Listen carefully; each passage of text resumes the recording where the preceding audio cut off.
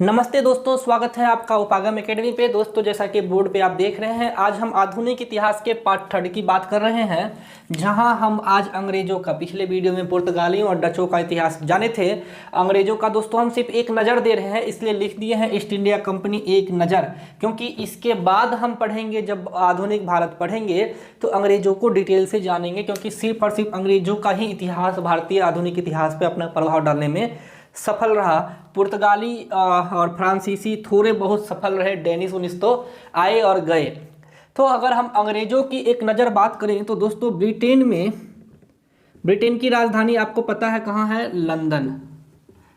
ठीक है, तो ब्रिटेन में व्यापारियों का एक समूह था। उस व्यापारियों के समूह का नाम था एडवेंचर्स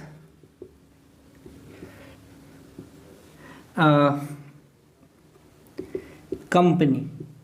एडवेंचर्स कंपनी, ये लोग क्या करते थे? समुद्री मार्ग से नए नए रास्ते खोजते थे, नए नए व्यापारिक केंद्रों की स्थापना करते थे, और ये कंपनी व्यापार करने में क्या कहते हैं, विश्वास करती थी। ये कंपनी जो है क्या कहते हैं, अलग अलग देशों में जाके व्यापार करती थी, इसीलिए बाद में इस कंपनी का नाम पड़ा मर्चेंट।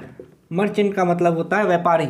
मर्चेंट एडवेंचर्स कंपनी इन्होंने स्थापित की, और सन 1600 ईस्वी में इन्होंने महारानी एलिजाबेथ ने इस कंपनी को बोला कि आप जो है, जो ये ब्रिटेन है और एशिया के पश्चिम में ये है क्या, ब्रिटेन, यहाँ पे समुद्री भाग में। तो इन्होंने बोला कि जाइए आप पूर्वी भाग में भी व्यापार कीजिए, आप अपना कंपनी पूर्वी भाग में स्थापित कीजिए। और इन्होंने 15 साल के लिए, महारानी एलिजाबेथ ने 15 वर्षों के लिए मर्चेंट एडवेंचर को ईस्ट इंडिया कंपनी के नाम से पूर्वी क्षेत्रों में अपना उपनिवेश स्थापित करने की अनुमति दे देती है। महारानी एलिजाबेथ बोलती है कि जाइए आप पश्चिम से पूर्वी भागों में और पूर्वी भारतीय भागों में खास करके आप अपना व्यापारिक केंद्र स्थापित कीजिए। तो और ये ईस्ट इंडिया कंपनी के जो नागरिक थे, जो मर्चेंट के जो व्यापारी थे, जहाज उठाए और चल दिए। तो उस समय जो राजा था जेम्स प्रथम, तो ब्रिटेन में उस समय जो ब्रिटिश राजा, उसका क्या नाम था? जेम्स प्रथम।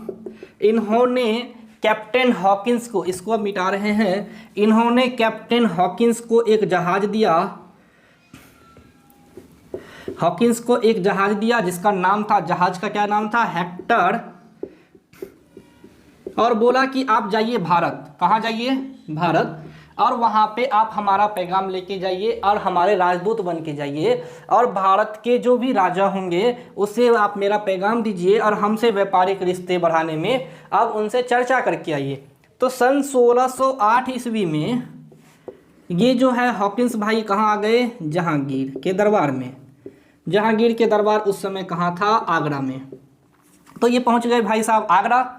जहांगीर के दरबार में कितने ईस्वी में पहुंचे? सन 1608 ईस्वी में। अपना जहाज तैराते ये लोग पहुंच गए कहाँ? भारत के पश्चिमी भाग में, और पश्चिमी भाग से फिर अंदर के भाग में आगरा, दिल्ली के जस्ट ऊपरी क्षेत्र है। ठीक है, तो आगरा पहुंचने के बाद ये जो है कैप्टन हॉकिंस निवेदन करता है कि हे महाराज, हम आपके देश में व्यापार करना चाहते हैं, आप हमें व्यापार करने की अनुमति दीजिए। और जहांगीर पूरा खुश हो जाता है, 400 मनसब यानी 400 गांव ऐसे ही दे देता है। और सन 1611 में, हम इससे पहले भी आपको क्वेश्चन आंसर के लिए बता चुके हैं, सन 1611 में मुसल्लीपट्टनम में पहला फैक्ट्री स्थापित होता है। पूछा जाता है, इम्पोर्टेंट क्वेश्चन है कि अंग्रेजों ने अपना पहला फैक्ट्री कहाँ स्थापित किया? तो मुसल्लीपट्टनम। कब? 1611। दूसरा फैक्ट्री दोस्तों उन्होंने अपना सूरत, पश्चिम भारत मतलब भारत का पश्चिमी क्षेत्र, गुजरात, कर्नाटक, गोवा, केरल, इन राज्यों में सबसे पहले पश्चिम भारत यानी सूरत में अपना फैक्ट्री स्थापित किया। किन्स ने? तो वो थे अंग्रेजों ने भारत में अपना दूसरा फैक्ट्री कहाँ स्थापित किया?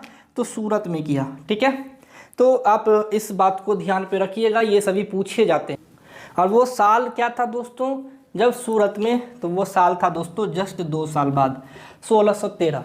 तो अंग्रेज जब भारत आए तो उनका मकसद सिर्फ और सिर्फ व्यापार करना ही था, इसीलिए तो ईस्ट इंडिया कंपनी बनाई थी और मर्चेंट एडवेंचर्स को भेजा था महारानी एलिजाबेथ ने भारत में अपना व्यापारिक कोठी स्थापित करने के लिए। वो किया भी 1611 में मुसल्लीपट्टनम में, 1613 में सूरत में।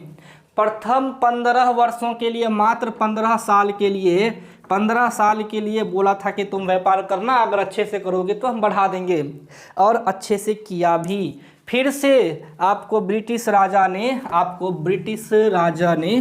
1615 में सर टॉमस रॉ को फिर से भेजा। किसको?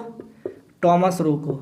सर अभी तक गवर्नर नहीं थे, जैसे पुर्तगालियों ने तुरंत अपने गवर्नर यानी राजनीतिक व्यक्ति को भेज दिया, अल्मोरा जी को, उसके बाद अल्बुकर्क जी को, लेकिन भी ब्रिटेन के राजा ने बहुत आराम से, गंभीर सोच था उनका, बच्चे का गंभीर सोच था कि नहीं एक ही बार हम शासन करेंगे, मुगल तो मजबूत है, मार पीट के भगा देगा ना भैया, हम रोएंगे गिड़गिड़ाएंगे कि यहाँ फैक्ट्री खोलने दो, यहाँ खोलने दो, यहाँ खोलने दो, यहाँ खोलने दो, पूरा फैक्ट्री खोल खोल के हम बंदूकें उगाएंगे, बारूद उगाएंगे और उसके बाद फिर यहीं के लोगों को मारेंगे और लूटेंगे। ये तो अंग्रेज की पॉलिसी शुरू से ही एकदम क्या कहते हैं साफ थी। 1615 में जब टॉमस रो फिर से आया जहांगीर के दरबार में, तो उन्होंने फिर से जहांगीर से रिक्वेस्ट किया कि भाई साहब हम आपके यहाँ आए हैं व्यापार करने के लिए, आप हमें अनुमति दीजिए। और इस बार तो वो चाहते हैं जो राजा थे ब्रिटेन के, उसका फरमान भी लेके आ गया था राजदूत के रूप में। ये टॉमस रो आया था राजदूत के रूप में, गवर्नर नहीं था, सिर्फ संदेशवाहक था। किसका? ब्रिटेन के राजा का संदेशवाहक था। तो सर टॉमस रो आया 1615 में, और इस समय तक ब्रिटिश ईस्ट इंडिया कंपनी ने भारत के 3-4 जगहों पे अपनी फैक्ट्री स्थापित करने में सफलता हासिल कर ली थी। इसके बाद 2 महत्वपूर्ण साल रहे अंग्रेज़ों के लिए। दोस्तों इतना डिटेल से आपको पढ़ा रहे हैं, इसका ये मतलब नहीं है कि आपको इतना डिटेल से एग्जाम में क्वेश्चंस भी आएंगे। बीएड और पैरामेडिकल में क्वेश्चंस आपको लिमिटेड सिलेबस से रहता है। आधुनिक भारत में कुछ ज़्यादा डीपली पूछा जाता है, लेकिन हम आपको वो क्वेश्चंस इस बोर्ड पे करवाएंगे जो कि आपके एग्जाम में पूछे जाते हैं। 2 वर्ष इसे आप इम्पोर्टेंट नहीं मानिएगा। 1632 और 1639 में गोलकुंडा के राजा और यहाँ पे चंद्रगिरी के राजा, इन दोनों से इन्होंने क्या किया? स्वतंत्र व्यापार के लिए अनुमति प्राप्त करने में सफलता प्राप्त की। किसने? अंग्रेजों ने अब यहाँ पे अपना व्यापारिक प्रभुत्व स्थापित कर चुका था।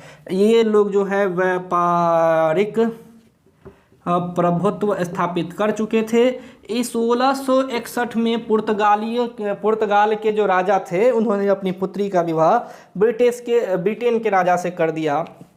और 1661 में करने के बाद पुर्तगालियों ने ब्रिटिश को दहेज में बम्बई राज्य दे दिया। उस समय बम्बई राज्य था, बम्बई राज्य दे दिया। एक प्रमुख व्यापारिक केंद्र, एक प्रमुख व्यापारिक स्रोत जहां से भारत में आप कह सकते हैं कि अपना व्यापार करना बहुत सुगम हो गया, वो पश्चिम भारत का ये जो मुंबई 7 टापियों का नगर हम जिसको बोलते हैं, वो मुंबई राज्य पुर्तगालियों से अंग्रेज़ों ने दहेज स्वरूप प्राप्त किया था। और इसके बाद तो मुंबई के रास्ते बहुत सारे व्यापारिक केंद्र उन्होंने खोले। और ज़्यादा दूर रहा नहीं दोस्तों, सन 1687 का वह साल था जब ब्रिटिश लोगों ने सूरत से अपनी कंपनी या मुख्यालय हटा के कहाँ कर दिया? बम्बई। सूरत से हटा के कहाँ ले गए? अपनी कंपनी को बम्बई ले गए। यानी दोस्तों बम्बई जो है अब ब्रिटिश लोगों के मुख्य कार्य क्षेत्र था। कार्यालय कहाँ हो गया? बम्बई। बम्बई शहर की स्थापना का श्रेय ब्रिटिश के एक गवर्नर थे, गवर्नर नहीं मतलब शासक भी नहीं, व्यापारी कह सकते, कंपनी के अधिकारी थे, सर अयंगर नाम था, गेराल्ड अयंगियर। इन्होंने मुंबई शहर की स्थापना की थी। इम्पोर्टेंट नहीं है, नाम बस बता देते हैं क्योंकि ये आपको जानना ज़रूरी है। कभी कभी ये चीज़ें आपको हेल्प करती है आगे की चीज़ें सीखने में। तो सर 1687 ईस्वी में मुंबई को अपना मुख्यालय स्थापित किया। किसने? अंग्रेज़ों ने।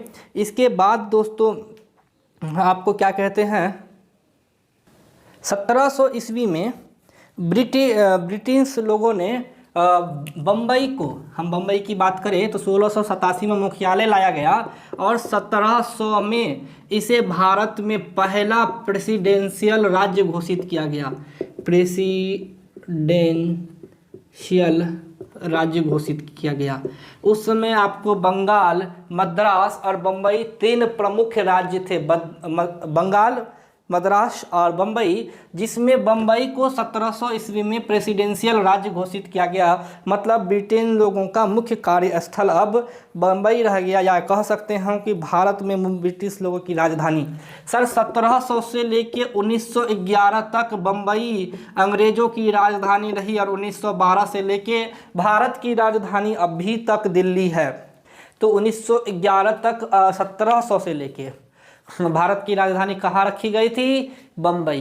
दोस्तों अंग्रेजों ने अपना जो व्यापारिक केंद्र खोला वो बंगाल में खोला और बंगाल के अलग अलग जगहों पे बहुत सारे जगह हैं, जैसे कि चंद्रगिरी है और बहुत सारे ऐसे ऐसे क्षेत्र थे जहां ब्रिटेन ने अपनी कंपनी की जो कहते हैं फैक्ट्री या शाखाएं बोल सकते हो, ब्रांचेज खोलना शुरू कर दिया। आपको बता दिया जाए कि बम्बई के बाद 1700 के आसपास कोलकाता शहर जो था ये भारत का प्रमुख व्यापारिक केंद्र बन गया। पूर्वी भारत, पश्चिम में मुंबई और पश्चिम के बाद पूर्वी में कोलकाता।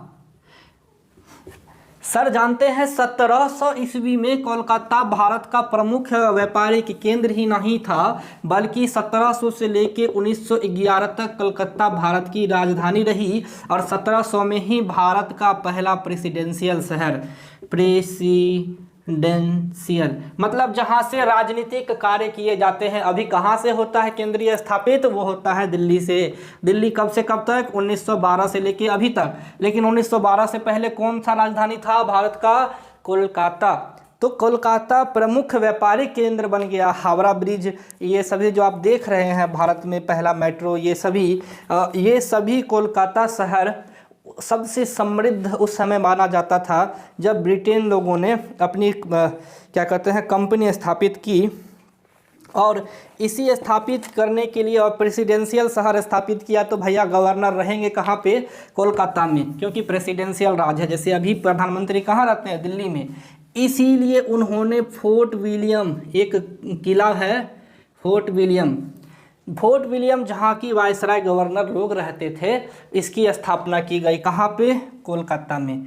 ठीक है दोस्तों, इसके बाद आपको बहुत सारे युद्ध हुए। ब्रिटिश लोगों ने ना सिर्फ भारतीयों से बल्कि पुर्तगालियों से, फ्रांसीसियों से, सबसे लड़ा और अलग अलग लड़ाइयों में उनको पराजित करते करते मुख्य रूप से भारत में अपनी सत्ता स्थापित करने में कामयाब रही। और भारत में इसकी स्थापना का जो प्रमुख श्रेय है वो 1757 प्लासी का युद्ध, 64 बक्सर का युद्ध। और बक्सर का युद्ध भारतीय इतिहास में अंग्रेजों के भारत में स्थापना का प्रमुख स्रोत माना जाता है। इसकी चर्चाएं आपको अगले हम बहुत सारे वीडियो अब करेंगे जब ब्रिटिश को हम डिटेल से पढ़ेंगे। तो अंग्रेजों के बाद इसके बाद सर हम रॉबर्ट क्लाइव के बारे में पढ़ेंगे, वारेन हेस्टिंग्स के बारे में पढ़ेंगे और बंगाल के बारे में पढ़ेंगे, बंगाल और ब्रिटिश के बारे में पढ़ेंगे। तो ईस्ट इंडिया कंपनी हमने शुरुआत की कहाँ? मर्चेंट एडवेंचर से, जहाँ महारानी एलिजाबेथ ने बोला कि पूर्वी भागों में जाओ, तुम अपना एक व्यापारिक केंद्र स्थापित करो। जहांगीर के दरबार में सर हॉकिंस आते हैं, कैप्टन हॉकिंस, फिर टॉमस रॉ आते हैं और इसके बाद अलग अलग राजदूत जिसको हम एम्बेसडर बोलते हैं, ये भारत में आए और अलग अलग व्यापारिक केंद्र खोले। पहला कहाँ? मुसल्लीपट्टनम, दूसरा कहाँ? सूरत, और इसके बाद फिर गोलकुंडा, बीजापुर, ये अलग अलग जगहों पे आपने कहते हैं ब्रिटिश ईस्ट इंडिया कंपनी की स्थापना की गई। ब्रिटिश ईस्ट इंडिया कंपनी के अलग अलग कारखानों की स्थापना की गई। ठीक है, ब्रिटिश ईस्ट इंडिया कंपनी में और क्या क्या कुछ इम्पोर्टेंट है जो कि बताया जाना चाहिए? गवर्नर तो हम आगे पढ़ेंगे, अभी नहीं।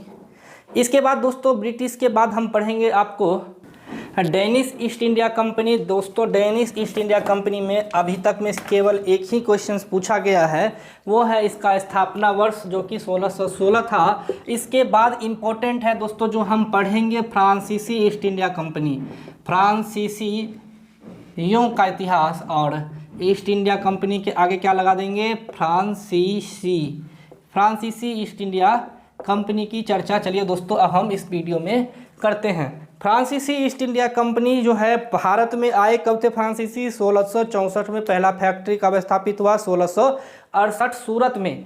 ठीक है दोस्तों, अगर फ्रांसीसी ईस्ट इंडिया कंपनी की बात की जाए तो फ्रांसीसी ईस्ट इंडिया कंपनी के बारे में सबसे पहला पॉइंट दोस्तों आप क्या समझ रहे हैं। पहला पॉइंट है दोस्तों कि फ्रांसीसी ईस्ट इंडिया कंपनी की स्थापना कब हुई।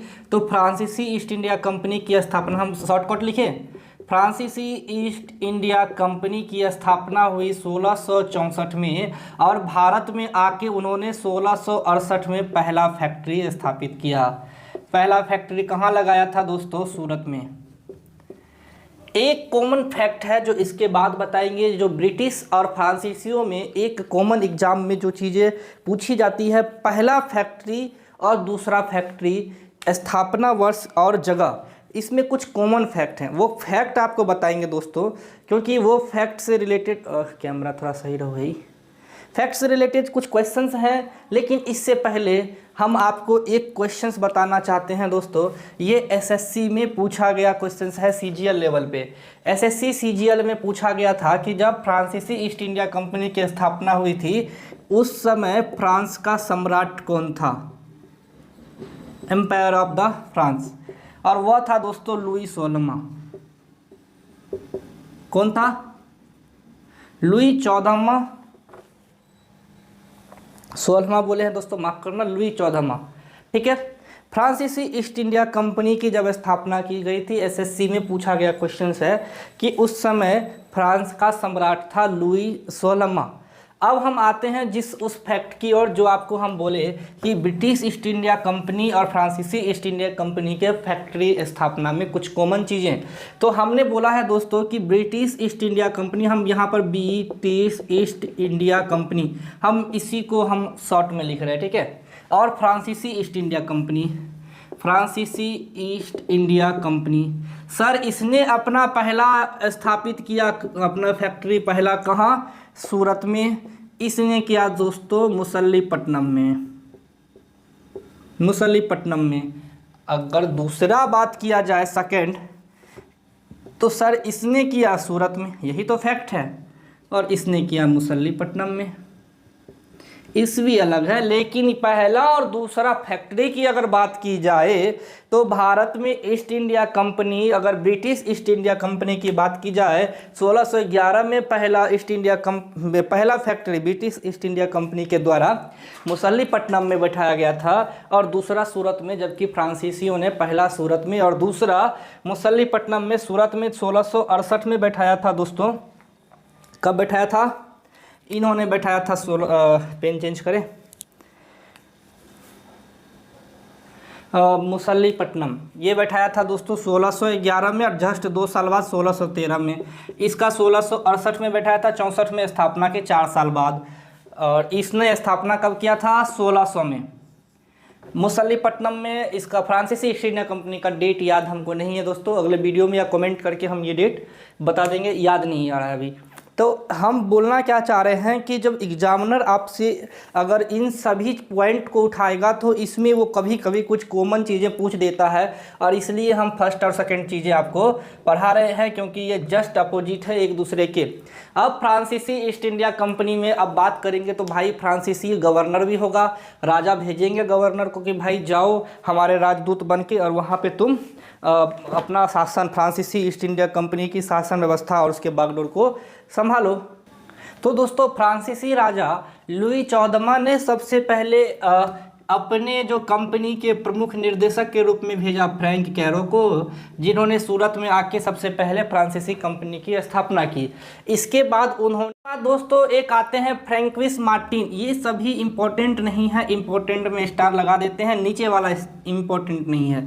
फ्रैंकलिन मार्टिन ने दोस्तों पांडिचेरी राज्य को जीता, उस समय उसका नाम पुडुचेरी था, आज उसका नाम पांडिचेरी है। आप भारत में अगर पांडिचेरी जाएंगे आज के डेट में भी, तो गोवा में पुर्तगाली और पांडिचेरी में आपको फ्रांसीसी मिल जाएंगे। कहा जाता है कि एक छोटा फ्रांस भारत के पांडिचेरी में निवास करता है। आज के डेट में भी बहुत सारे फ्रांसीसी इस जगह पे निवास करते हैं। इसके बाद दोस्तों आपको बंगाल के चंद्रनगर, मछलीपट्टनम, ये सब बहुत सारे जगहों पे फ्रांसीसियों ने अपना वर्चस्व स्थापित किया। फ्रांसीसी में एक गवर्नर आता है जिसका नाम था डुप्ले। इन्होंने राजनीतिक रूप से भारत में अपने साम्राज्य को स्थापित करने की बहुत ज़्यादा भरसक कोशिश की और डुप्ले की कोशिश के कारण ही भारत में फ्रांसीसी राज्य थोड़ा बहुत स्थापित हो भी पाया। ये जो डुप्ले था महाराज, ये डुप्ले जो था क्या कहते हैं आपको, फ्रांसीसी गवर्नर था जिन्होंने भारत में फ्रांसीसियों के बहुत सारे कंपनियों को ना सिर्फ स्थापित किया, बहुत सारे राजाओं को पराजित भी किया। लेकिन फिर जब आती है बात कर्नाटक के दूसरे युद्ध की, जब डुप्ले साहब पूरा साम्राज्य विस्तार पे भिड़े हुए थे, जब डुप्ले साहब अपना इस क्षेत्र बंगाल, आंध्र प्रदेश और ये पांडिचेरी वाले क्षेत्र जीतने के बाद जब कर्नाटक पहुँचे तो कर्नाटक की दूसरी युद्ध में डुप्ले साहब की हार हो गई। डुप्ले साहब हार गए और इसको तुरंत वहाँ से फ्रांसीसियों ने क्या किया, राजा बोला बेटा तू तो हार गया, तू तो किसी काम का नहीं, तू भाग यहाँ से, तू पहले मेरे पास आ, तू मेरे पास आ, हम तुमको वहाँ पर अब गवर्नर देखना नहीं चाहते हैं। तो अब भाई हम बात किए कर्नाटक का दूसरा युद्ध। एग्जाम में लगभग पूछा भी जाता, नहीं भी पूछा जाता, मोस्ट इम्पॉर्टेंट नहीं है लेकिन पढ़ने के लिए है। तो आते हैं कर्नाटक के युद्ध पे। तो कर्नाटक में टोटल 3 युद्ध लड़ा गया था, उस समय की बात है।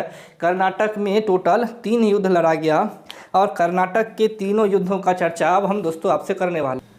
पहला जो कर्नाटक का युद्ध हुआ था दोस्तों, पहला कर्नाटक का युद्ध हुआ था 1746 से 48 तक। ईस्वी याद रखना जरूरी नहीं है आपको। कर्नाटक के युद्ध में क्या इंपॉर्टेंट है, तो दोस्तों बता रहे हैं हम कि उस समय यूरोप में साम्राज्यवाद अपने चरम पे था। साम्राज्यवाद का मतलब क्या था दोस्तों, उपनिवेश का स्थापना करना।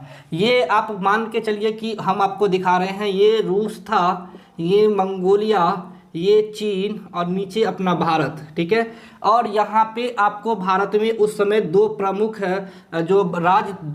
देश, एक था अपना फ्रांस और एक था दोस्तों अपना ब्रिटेन। एक अपना ब्रिटेन अंदर नहीं आता है, बाहर ही आता है, इस तरह से है, इस तरह से है। एक अपना है ब्रिटेन, ठीक है। ये इंग्लैंड और फ्रांस, ये 2 देश भारत में अपना उपनिवेशिक स्थापना कर चुके थे। उस समय भारत में फ्रांसीसी गवर्नर थे महाराज डुप्ले जी। अभी हमने आप बताया कौन से साहब, डुप्ले साहब। लेकिन उस समय यूरोप में भी साम्राज्यवाद अपने चरम पे था। लोग अपने चरम पे होने का मतलब क्या था दोस्तों, कि जो ये है अपने मतलब साम्राज्य को बड़ा और बड़ा करना चाहते थे। अब मतलब क्या कहते हैं, अपने राज्य का विस्तार करना चाहते थे। इसी में दोस्तों ऑस्ट्रिया एक जगह है, कौन सा है, ऑस्ट्रिया, ऑस्ट्रेलिया नहीं, ऑस्ट्रिया, ऑस्ट्रिया सही नहीं लिखे रहे, ऑस्ट्रिया, हाँ ठीक है, ट्रिया, ऑस्ट्रिया एक जगह है दोस्तों।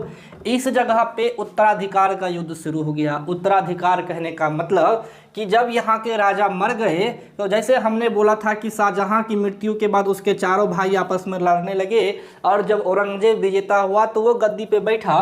ऑस्ट्रिया में भी उस समय उत्तराधिकार का युद्ध हुआ और उत्तराधिकार का युद्ध कहने का मतलब कि मैं राजा बनूंगा। उस समय 3-4 से ज़्यादा उम्मीदवार थे जो कि दावा कर रहे थे कि मैं ऑस्ट्रिया का क्या कहते हैं राजा बनूंगा, जो प्रमुख 4 राजकुमार थे, ठीक है। तो ऑस्ट्रिया का युद्ध का प्रभाव भारत पे भी पड़ने लगा और जब ऑस्ट्रिया के उत्तराधिकार के युद्ध में ब्रिटेन और फ्रांस दोनों लड़ बैठे। एक ने बोला कि ए को तुम बनोगे राजा, इसने बोला बी को कि तुम बनोगे राजा। और ब्रिटेन और फ्रांस इस बात पे लड़ बैठे क्योंकि ब्रिटेन ए को राजा बनाना चाहता था, फ्रांस बी को राजा बनाना चाहता था। और ऑस्ट्रिया के उत्तराधिकार का युद्ध से प्रभावित होकर भारत में 1746 से 48 के बीच में क्या हुआ दोस्तों, कर्नाटक का पहला युद्ध हुआ, जो कितने वर्षों तक चला, 2 वर्षों तक। और यह जो है ऑस्ट्रिया में ही एला-शापाल की संधि हुई और इस संधि के बाद यह युद्ध समाप्त किया गया और डुप्ले साहब फिर लड़े। दूसरा युद्ध हुआ, दूसरा कर्नाटक युद्ध हुआ। अब किसी और चीज़ की वजह से नहीं हुआ। अब भारत में ब्रिटेन और फ्रांस अपना प्रभुत्व, अपना जो क्या कहते हैं शक्ति प्रदर्शन कर सकते हैं कि मैं अब यहाँ का इकलौता राजा रहूँगा। ब्रिटेन और फ्रांस लड़ बैठे, और लड़ बैठे कब? 1749 से, ये 5 सालों तक चला था, तो 1754 तक चला था, 49 से 54 तक चला था कर्नाटक का दूसरा युद्ध, कर्नाटक का दूसरा युद्ध। ठीक है, कर्नाटक के दूसरे युद्ध में ही डुप्ले साहब की भयानक हार हो गई। कर्नाटक का दूसरा युद्ध भयानक ज़्यादा हार हुई फ्रांसीसियों की अंग्रेज़ों के द्वारा। अंग्रेज़ों के हार के बाद, अंग्रेज़ों के द्वारा मिले हार के बाद डुप्ले साहब को वापस बुला लिया गया। डुप्ले साहब को फ्रांसीसी राजा ने बोला, तू बेटा किसी काम का नहीं है, तुम आ जाओ। और क्या हुआ? भेज दिया गोडेहू को। इसके बाद गोडेहू को, इतना याद रखने का ज़रूरत नहीं है, सिर्फ कहानी है, पढ़ा देते हैं, जो इम्पोर्टेंट होगा आपको वो चर्चा कर दिया जाएगा। तो गोडेहू को भेज दिया गवर्नर बना के, और गोडेहू ने क्या कहा कि सर पांडिचेरी की संधि की, पांडिचेरी की संधि की कि बोला भाई अब आओ हम लोग मिल के बात करते हैं, एक बॉन्ड पे तुम साइन करो, एक बॉन्ड पे हम साइन करते हैं। और उस संधि के बाद इन्होंने बोला कि अब हम युद्ध विराम करते हैं, ना हम लड़ेंगे ना तुम लड़ना, ऐसा कहा गया, और पांडिचेरी की संधि हो गई। इसके जस्ट बाद दोस्तों फिर से ब्रिटेन और फ्रांस के बीच शुरू हो गया सप्तवर्षीय युद्ध। सप्तवर्षीय युद्ध दोस्तों जस्ट 2 साल बाद शुरू हुआ 1756 में, और चला कब तक? 1763 तक। ये सप्तवर्षीय युद्ध लड़ ब्रिटेन फ्रांस रहे थे, तो भारत में भी ब्रिटेन और फ्रांस के नागरिक लड़ने लगे।